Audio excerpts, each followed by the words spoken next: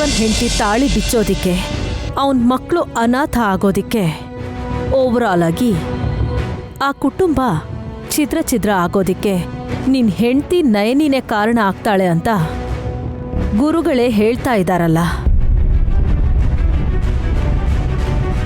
ಹೆಂಡತಿ ಮಕ್ಕಳು ಇದ್ದಾರೆ ಅಂತ ನಿಮಗೆ ಗೊತ್ತತ್ತೆ? ಪರಿಚಯ ಇರೋ ಥರ ಹೇಳ್ತೀರಾ? ಗಂಡು ಅಂದಮೇಲೆ ಗಂಡ ಆಗಲ್ವಾ? ಹೌದು ಬಿಡಿ, ಎಲ್ಲರೂ ನನ್ನ ಗಂಡನ ಥರ ಯಾಕಿರ್ತಾರೆ? ಮಾಮ್, ಅವಳೇನೋ ಹೇಳ್ತಿದ್ದಾಳು ಮಾಮ್. ಬ್ರೋ, ಅರ್ಥ ಮಾಡಿಕೊಂಡು ಉಪಯೋಗ ಇಲ್ಲ. ಮುಂದೆ ಏನು ಮಾಡೋದು ಅನ್ನೋದನ್ನು ಯೋಚನೆ ಮಾಡು.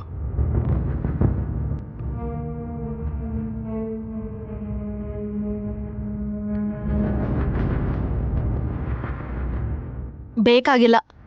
ಸ್ಪಷ್ಟವಾಗಿ ಗೊತ್ತಾಗ್ತಿದೆ, ಜೀವ ಸಾಯೋದು ನಮ್ಮ ಅಕ್ಕನ ಕೈಯಿಂದಾನೆ ಅಂತ. ಸ್ವಾಮೀಜಿ, ಯಾಕೆ ನನಗೆ ಈ ಪರೀಕ್ಷೆ? ಯಾರಿಗೂ ಅನ್ಯಾಯ ಮಾಡ್ತಿರೋ ಅಂತ ನಾನು ಒಬ್ರು ಪ್ರಾಣ ತೆಗಿಯೋಂಥ ಕೆಲಸ ಮಾಡ್ತೀನ? ಸೇಡ್ ಮನ್ಸಲ್ಲಿ ಇಟ್ಕೊಂಡು ಕೆಲಸ ಮಾಡೋದು ಬೇರೆ ನಯನಿ, ವಾಸ್ತವ ಅನ್ನೋದೇ ಬೇರೆ. ನಿನ್ನ ಮಗಳು ಇವಳೇ ಅನ್ನೋ ಸತ್ಯನ ಜೀವ ಬಾಯಿ ತೆಗೆದು ಹೇಳಿದ ತಕ್ಷಣ ಅದೇ ಬಾಯಲ್ಲಿ ರಕ್ತ ಕಕ್ಕೊಂಡು ಅವನು ಸತ್ತೋಗ್ತಾನೆ.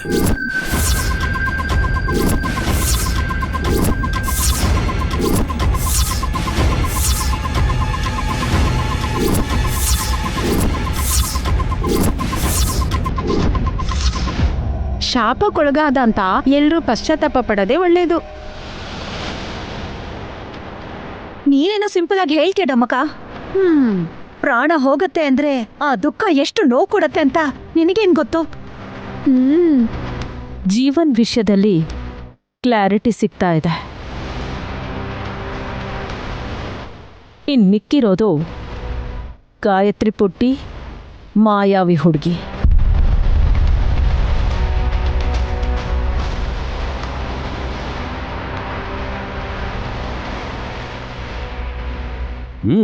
ಅವರಿಬ್ರಲ್ಲೊಬ್ರಿಗೆ ಏನೋ ಆಗತ್ತೆ. ನನ್ನ ಮಾತು ಕೇಳು, ದೇವಸ್ಥಾನಕ್ಕೆ ಗಾಯತ್ರಿನ ಕರ್ಕೊಂಡೋಗ್ಬಿಡ ನೈನಿ. ಹಾಗೆ ಮಾಡಿದ್ರೆ ಅನಾಥ ವಿಶಾಲಾಕ್ಷಿ ಕೊಟ್ಟಕ್ಕಂತೇಳಷ್ಟೇ. ಹಾಗೆ ಮಾಡೋ ಹಾಗಿಲ್ಲ. ಗಾಯತ್ರಿನ ನಾವು ಅಲ್ಲಿ ಕರ್ಕೊಂಡು ಹೋದ್ರೇನೆ ಆ ಅಪಾಯ ಏನು ಅಂತ ನಮಗೆ ಗೊತ್ತಾಗೋದು.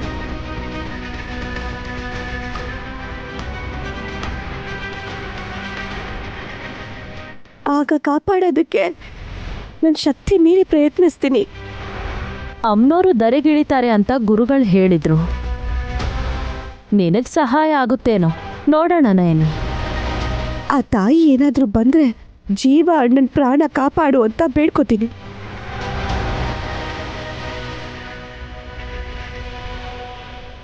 ಆಗ ಗಾಯತ್ರಿ ಪುಟ್ಟಿನ ವಿಶಾಲಾಕ್ಷಿನ ನಾನು ಕಾಪಾಡ್ಕೋತೀನಿ. ಶಬಾಷ್! ನಮ್ಮಕ್ಕ ಹಠಮಾರಿ, ಏನ್ ಮಾಡ್ತಾಳೋ ನೋಡೋಣ.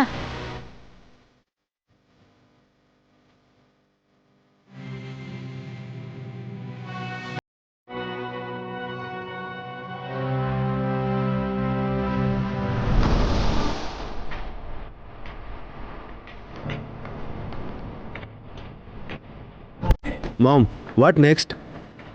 ಏಯ್, ಏನೂ ಯೋಚನೆ ಮಾಡ್ದೇನೆ ಸಾಧನೆ ಮಾಡಿರೋ ಥರ ಫೀಲ್ ಆಗ್ತಿದ್ಯಲ್ಲೋ.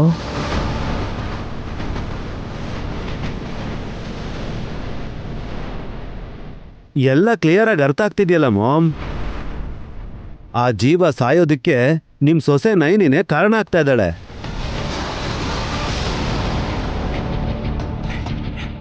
ನಮಗೆ, ಅದರಲ್ಲಿ ಮುಖ್ಯವಾಗಿ ನಿಮಗೆ ಆ ಜನ್ಮ ಶತ್ರುಗಳು ಅಂತಂದರೆ ಇಬ್ಬರು.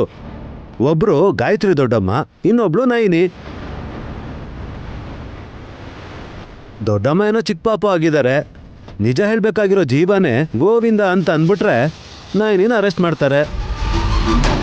ನೈನಿ ಜೈಲ್ಗೆ, ಕಳೆದೋಗಿರೋ ಮಗು ಎಲ್ಲಿದೆ ಹೇಗಿದೆ ಅಂತ ಯಾರಿಗೂ ಗೊತ್ತಾಗೋದೇ ಇಲ್ಲ.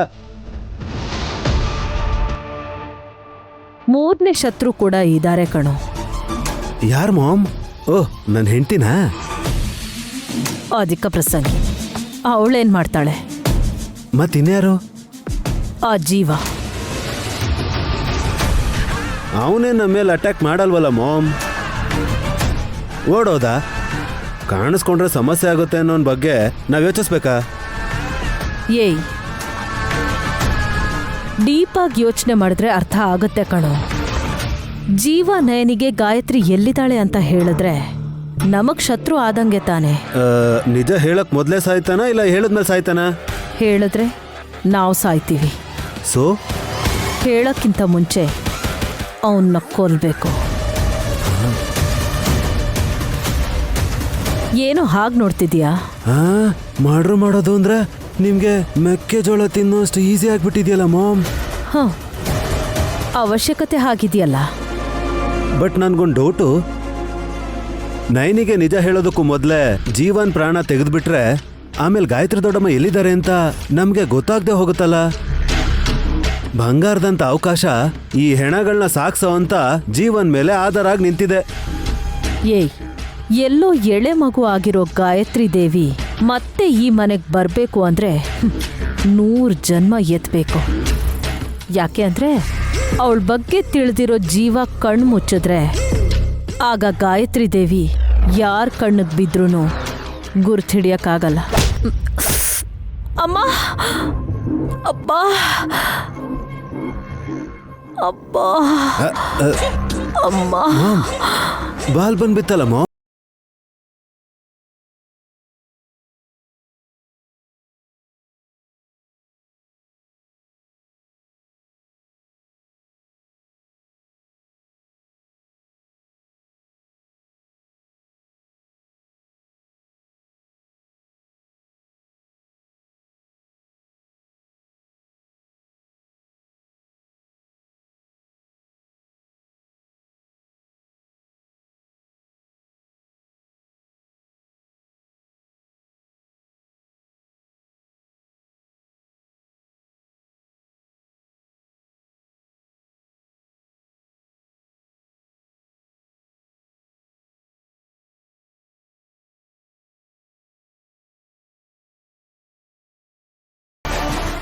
ಪಾಪ, ಈ ಮಗುನೇ ಗಾಯತ್ರಿಕ ಅಂದ್ಕೊಂಡು ಭ್ರಮೆಯಿಂದ ಭಯಪಟ್ಟು ಪರೀಕ್ಷೆ ಮಾಡಿದೆ. ಆ ಪರೀಕ್ಷೆ ರಿಸಲ್ಟ್ ಕರೆಕ್ಟಾಗಿ ಬಂದಿದ್ರೆ ಈ ಚಿಕ್ಕ ವಯಸ್ಸಲ್ಲೇ ಸ್ವರ್ಗ ಸೇರ್ಕೋಬೇಕಾಗಿತ್ತು ನೀನು. ಹೋಗೋಗು ಹೋಗು ಹೋಗು. ನಿನ್ನನ್ನು ದತ್ತು ತಗೊಂಡಿರೋ ನಿಮ್ಮಮ್ಮ ನಯನಿ ಜೀವನ್ ಸಾವಿಗೆ ಕಾರಣ ಆಗಿ ಸೆಂಟ್ರಲ್ ಜೈಲಿಗೆ ಹೋದ್ಮೇಲೆ ನಾವು ಆಟ ಆಡೋಣ, ಬಾಲ್ ಆಟ. ಹೋಗು ಹೋಗು.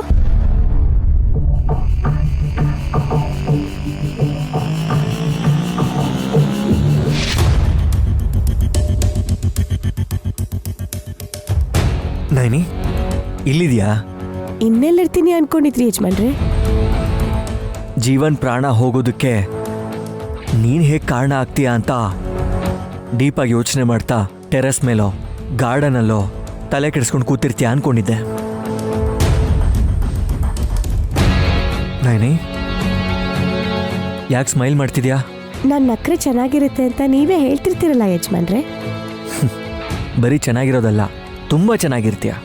ಆದರೆ ಈಗಿರೋ ಸಿಚುವೇಶನಲ್ಲಿ ನೀನು ಇಷ್ಟು ರಿಲ್ಯಾಕ್ಸ್ಡ್ ಆಗಿರ್ತೀಯ ಅಂತ ನಾನು ಎಕ್ಸ್ಪೆಕ್ಟ್ ಮಾಡಿರಲಿಲ್ಲ. ಯಜಮಾನ್ರೆ, ನನ್ನ ಮಗುನ ಎತ್ಕೊಂಡು ಹೋಗಿರೋ ಜೀವ ಅಣ್ಣ ಎಲ್ಲಿದ್ದಾರೆ ಅಂತಲೇ ಗೊತ್ತಿಲ್ಲ. ಅವನಿಗೆ ಅಪಾಯ ಬಂದಿದೆ ಅಂದರೆ ಅಲ್ಲಿ ನಾನು ಇರ್ತೀನಿ ಅಂತ ನನಗೆ ಗೊತ್ತಿದೆ. ಆದರೆ ನನ್ನಿಂದ ಅವನಿಗೆ ಪ್ರಾಣ ಅಪಾಯ ಇದೆ ಅನ್ನೋದು ಸ್ವಲ್ಪ ನನ್ನೂ ಇಕ್ಕಟ್ಟಿಗೆ ಸಿಕ್ಕಾಕ್ಸೋಂಥ ವಿಷಯನೇ ಆಗಿದ್ರು ನನ್ನ ಪ್ರಾಣಕ್ಕಿಂತ ಹೆಚ್ಚಾಗಿರೋ ಗಾಯತ್ರಿ ಅಮ್ಮವ್ರ ವಿಷಯವಾಗಿ ಜೀವ ಅಣ್ಣ ಮಾತಾಡಿದ್ರೆ ಅವ್ರ ಪ್ರಾಣ ಕಾಪಾಡೋವಂಥ ಜವಾಬ್ದಾರಿ ನಂದಾಗುತ್ತೆ. ನಿನ್ನ ಪ್ಲ್ಯಾನ್ಸ್ ನಿನಗಿದೆ ಅಂತ ನನಗೆ ಅರ್ಥ ಆಗ್ತಿದೆ. ನನ್ನ ಮಗು ಎಲ್ಲಿದೆ ಅಂತ ಹೇಳಿದ ತಕ್ಷಣ ಅದು ಹೌದೋ ಅಲ್ವೋ ಅನ್ನೋ ಅನುಮಾನ ಮನೇಲಿ ತುಂಬ ಚೆನ್ನಾಗಿ ಬರುತ್ತೆ. ಆ ಅನುಮಾನನ ದೂರ ಮಾಡೋದಕ್ಕೆ ಎಲ್ಲ ರೆಡಿ ಮಾಡ್ಕೋತಾ ಇದ್ದೀನಿ. ಏನವೆಲ್ಲ? ಗಾಯತ್ರಿ ಅಮ್ಮೋರ್ ಜಾತಕ, ಅವ್ರ ಅಂಗೈ ಚಿತ್ರ ಇರುವಂಥ ಸಿರಾಕ್ಸ್ ಕಾಪಿ,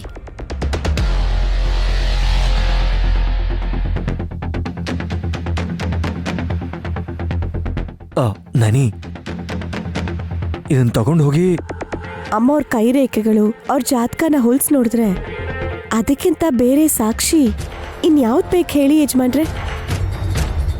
ಈಗ ನನಗೆ ಟೆನ್ಷನ್ ಶುರುವಾಗ್ತಿದೆ. ಜೀವ ಏನಾದರೂ ಗಾಯತ್ರಿ ಪಾಪುನ ನಮ್ಮಮ್ಮ ಅಂತ ಹೇಳಿದ್ರೆ ಅವ್ರ ಪ್ರಾಣ ಹೋಗುತ್ತೆ. ನೀನೇ ಅದು ಹೇಗೆ ಕಾಪಾಡ್ತೀಯೋ ಗೊತ್ತಿಲ್ಲ. ನಿನ್ನ ಪ್ಲ್ಯಾನ್ ಪ್ರಕಾರ ಎಲ್ಲ ಮಾಡಿದ್ರೆ ಮಾಮ್ಗೆ ಎಲ್ಲ ವಿಷಯ ಗೊತ್ತಾಗ್ಬೋದೇನೋ.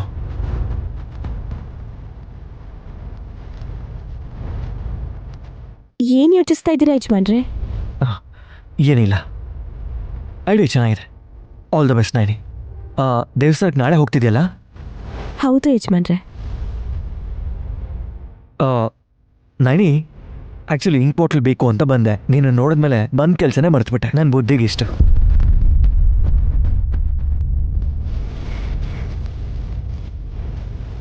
ಯಜಮಾನ್ರೆ, ನಿಮ್ಮ ಬಲ್ಗಡೆ ಇರೋ ಕಬೋರ್ಡಲ್ಲಿ ಇರಬೇಕು, ಅಲ್ಲೇ ನೋಡಿ.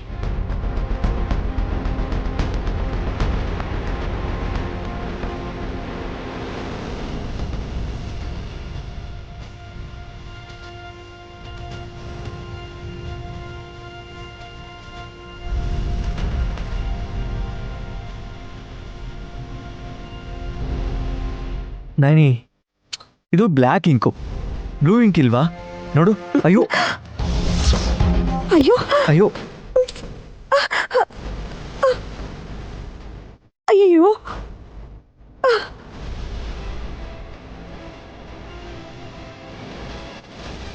ಇದೆಲ್ಲ ಹಾಳಾಗೋಯ್ತು ಯಜಮಾನ್ರೆ. ಹೊಚ್ಚೆ. ಬಾಟಲ್ ಸರಿಯಾಗಿ ಹಿಡ್ಕೋಬೇಕಿತ್ತಲ್ವಾ? ನಾನು ತಗೋಬೇಕು ಅಂದ್ಕೊಳ್ಳೋಷ್ಟರಲ್ಲಿ ಕೈ ಜಾರಿ ಹೋಯ್ತು. ದುರಾದೃಷ್ಟನೋ ಬ್ಯಾಡ್ ಟೈಮೋ ಗೊತ್ತಿಲ್ಲ. ಅಮ್ಮನ ಫಿಂಗರ್ ಪ್ರಿಂಟ್ ಇರೋ ಪೇಪರ್ಸು, ಅಮ್ಮನ ಜಾತಕ ಎಲ್ಲ ಹಾಳಾಗೋಯ್ತು. ನೋಡಿದ್ಯಾ? ನನಗೆ ಯಾಕೋ ಕೆಟ್ಟದಾಗುತ್ತೇನೋ ಅಂತ. ಯಜಮಾನ್ರೆ, ಆ ಮಾತು ಮಾತ್ರ ಹೇಳ್ಬೇಡಿ. ಇದು ನಡೆದಿರೋದಕ್ಕೆ ಏನೇನೋ ಅನ್ಕೋಬೇಡಿ, ಎಲ್ಲ ಒಳ್ಳೇದೇ ಆಗುತ್ತೆ. ನಾನು ಕ್ಲೀನ್ ಮಾಡ್ತೀನಿ ರೀ.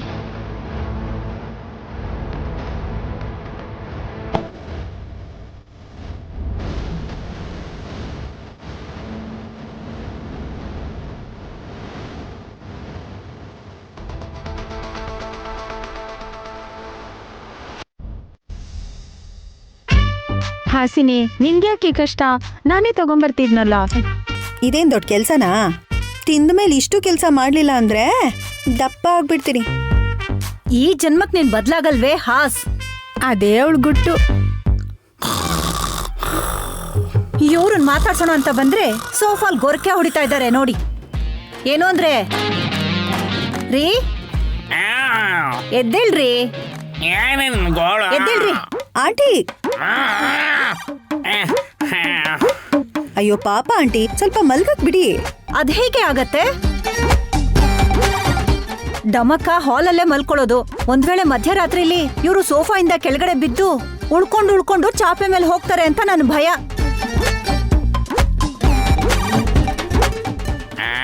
ನನ್ ಯವನ ಯಾವತ್ತೋ ಕಳೆದು ಹೋಗಿದೆ ಕಣೆ. ನಿನ್ನ ಹಾಳ ಅನುಮಾನ ಇನ್ನೂ ಇದೆ. ಗಂಡನ್ಗ್ ವಯಸ್ಸಾಗಿದ್ರು ಸ್ವಲ್ಪ ಹುಷಾರಾಗಿರ್ಬೇಕು ಗೊತ್ತಾ? ನಿದ್ರೆ ಮಾಡೋದ್ ಬಿಟ್ಟು ಇನ್ನೂ ಮಾತಾಡ್ತಾ ಇದ್ದೀರಲ್ಲ ಚಿಕ್ಕಮ್ಮ. ನನ್ನ ನಿದ್ದೆ ಮಾಡಕ್ ಯಾವತ್ ಬಿಟ್ಟಿದ್ದಾಳಮ್ಮ ಇವಳು.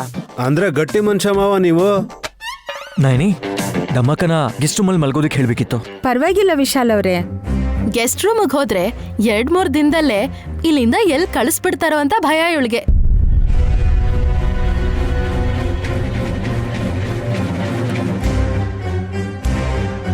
ನೀನು ಹೇಳ್ತಿರೋದಕ್ಕೆ ಅರ್ಥ ಇದೆ ಅಂತ ಅನ್ಕೋಬೇಕಾ? ಇದ್ರಲ್ಲಿ ಅರ್ಥ ಆಗದೆ ಇರೋಕೆ ಏನಿದೆ? ತಿಥಿ ನಕ್ಷತ್ರ ಏನು ನೋಡದೆ ಬರೋರ್ಗೆ ಅತಿಥಿ ಅಂತಾರೆ. ಹಾಗ್ ಬಂದಿರೋರು ಅಮಾವಾಸ್ಯೆ ಹುಣ್ಣಿಮೆ ಬರೋದ್ರೊಳಗೆ ವಾಪಸ್ ಹೊಸ್ಲು ದಾಟಿ ಹೋಗ್ತಾರೆ ಹೊರತು ಇಲ್ಲೇ ಜಾಂಡ ಹೂಡಲ್ಲ ಅಂತಾಳೆ ಚಿಕ್ಕ ಸೊಸೆ.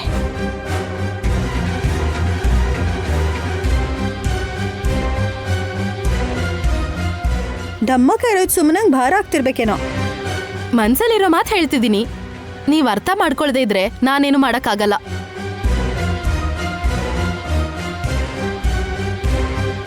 ಇಂಡೈರೆಕ್ಟ್ ಆಗಿ ನಮಗೂ ಬೈತಾ ಇದ್ಯಾ ಅಲ್ವಾ ಸುಮ್ಮಿ?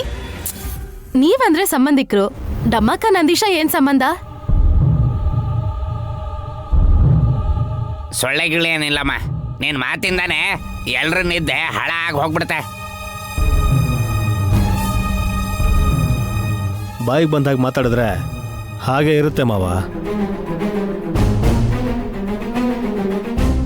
ತಲೆ ಕೆಡ್ಸ್ಕೊಂಡ್ರೆ ಇನ್ನು ಜಾಸ್ತಿ ಮಾಡ್ತಾಳೆ ಅವಳು. ನಡೀರಿ. ಆಚೆನ ಅಥವಾ ರೂಮ್ಗ ಅಕ್ಕ? ಯಾರ್ ಹೇಗ್ ಅರ್ಥ ಮಾಡ್ಕೋಬೇಕು ಅಂತ ಸ್ಪಷ್ಟವಾಗಿ ಹೇಳು. ಹೇಯ್, ನಿನ್ಗಷ್ಟಕ್ಕೂ ವಿಕ್ರಾಂತ್, ನೀನಿರೋ. ಸುಮನ, ನೀನೇನಾದರೂ ಹೇಳಬೇಕು ಅಂತಿದ್ರೆ ಡೈರೆಕ್ಟಾಗಿ ಹೇಳು. ಯಾಕಂದ್ರೆ ನಾವು ನಿನಗೆ ಸುಮ್ಮನೆ ಹಿಂಸೆ ಮಾಡದೆ ನೆಮ್ಮದಿಯಾಗಿ ಹೋಗಿ ಮಲಗ್ತೀವಿ. ಆದರೆ ನಿನಗೆ ಮಾತ್ರ ಹಾಗಾಗೋದಿಲ್ಲ. ಅವನು ಮುಖದ ಮೇಲೆ ಹೊಡೆದಾಗ ಹೇಳಾದ್ಮೇಲೆ ನೀನು ಯಾಕೆ ಇವಾಗ ಹಿಂದೆ ಮುಂದೆ ನೋಡ್ತಾ ಇದೀಯ ಸುಮನ? ನೀನು ಬಾಣ ಬಿಡು. ಡಮ್ಮಕ್ಕ ಮತ್ತೆ ನಂದೀಶನ್ನು ದತ್ತು ತಗೋತೀರಾ ವಿಶಾಲ್ ಬಾವಾ?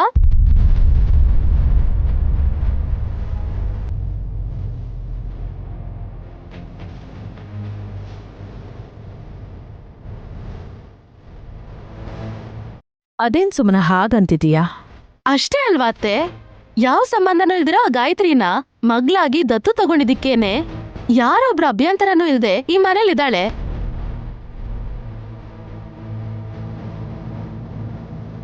ಗಾಯತ್ರಿಗೆ ಆ ಹಕ್ಕು ಇವಾಗ ಬಂದಿರೋದಲ್ಲ, ಆ ಯೋಗ್ಯತೆ ಯಾವಾಗೂ ಬಂದಿದೆ. ಬೆಳಗಾಗೋಷ್ಟ್ರಲ್ಲಿ ಅದೆಲ್ಲ ಹೋಗತ್ತಲ್ಲ ಅಕ್ಕ.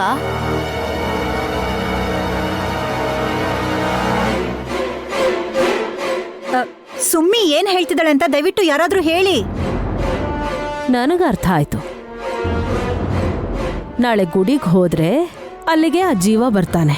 ಸತ್ತು ಹೋಗ್ತಾನೆ ಮಾಮ್. ಪುನರ್ಜನ್ಮ ಪಡ್ತಿರೋ ಗಾಯತ್ರಿ ಅಕ್ಕ ಮನೆಗ್ ಬಂದ್ರೆ ಶಾಸ್ತ್ರಿಗಳ ಮೊಮ್ಮಗಳು ಗಾಯತ್ರಿ ಕೂಡ ಮನೇಲಿ ಇರ್ತಾಳ ಇಲ್ವೋ ಅಂತ. ನನ್ನನ್ನು ಹೆತ್ತ ತಾಯಿ ನನ್ನ ಜೊತೆಲೇ ಇರ್ತಾರೆ.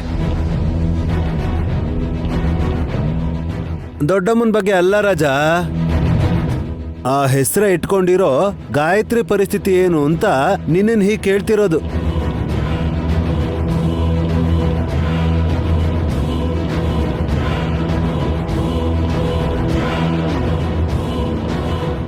ಮಕ್ಕಳನ್ನೇನಾದರೂ ಬಿಟ್ಕೊಡ್ತಾರ? ನೀವು ಲುಚಿನ್ ಬಿಟ್ಕೊಡ್ಲಿಲ್ವಾ? ನನ್ನ ವಿಷಯನೇ ಬೇರೆ.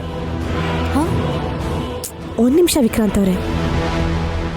ನೋಡ್ ಸುಮನ, ಗಾಯತ್ರಿ ಅಮ್ಮರು ಹಸುಗೂಸಾಗಿ ಮನೆಗೆ ಬಂದ್ರು ಗಾಯತ್ರಿ ಪುಟ್ಟಿಗೆ ಯಾವ ತೊಂದರೆನೂ ಆಗೋದಿಲ್ಲ ಅಂತ ಯೋಚನೆ ಕೂಡ ನಮಗ್ ಬರಲ್ಲ. ಒಳ್ಳೇದಕ್ಕ. ಹಾಗಾದ್ರೆ ನೀವ್ ಗಾಯತ್ರಿ ಹೆಸರಲ್ಲಿ ಬರ್ದಿರೋ ಆಸ್ತಿನ ಏನ್ ಮಾಡ್ತೀರಾ?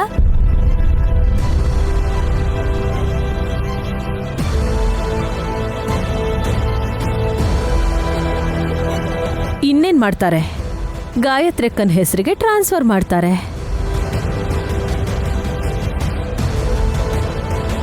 ಅವಾಗ ಶಾಸ್ತ್ರಿ ಮೊಮ್ಮಗಳು ಮತ್ತೆ ಅನಾಥೆ ಆಗೋಗ್ತಾಳಲ್ವಾ?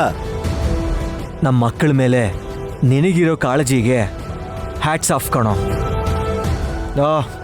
ಫಾರ್ ಯೋರ್ ಕೈಂಡ್ ಇನ್ಫಾರ್ಮೇಶನ್, ಆಸ್ತಿ ಯಾರ ಹೆಸರು ಮೇಲಿದೆಯೋ ಅದು ಹಾಗೇ ಇರುತ್ತೆ.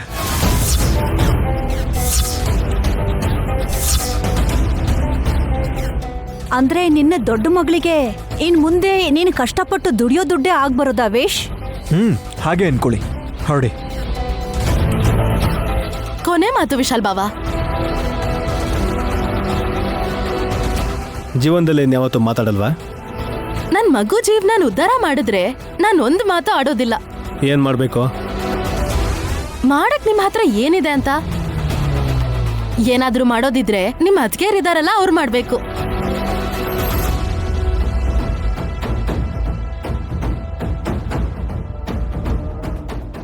ನನ್ನ ಹೆಂಡತಿ ಕೊಟ್ರೆ ನನ್ಗೇನು ಉಳಿಯುತ್ತೆ? ನಾನ್ ಕೊಡ್ತೀನಿ ಅಂದ್ರೂ ನೀವು ಬೇಡ ಅಂತೀರಾ ಅನ್ನೋ ವಿಷಯ ನಂಗೆ ಗೊತ್ತು ಬಿಡಿ.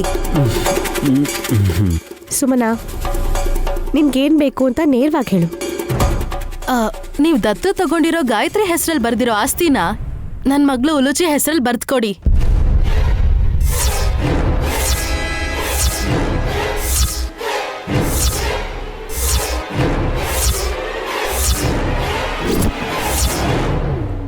ಡಮ್ಮೋ ಡಮ್ಮ, ಉದ್ಧಾರ ಆಗೋದು ಅಂದ್ರೆ ಇದೇನಾ? ಅದೇ ಕೊಡಕ್ ಸಾಧ್ಯಮ್ಮ? ಆಮೇಲೆ ಇವ್ರ ಮಕ್ಳೇನಮ್ಮ ಮಾಡ್ಬೇಕು?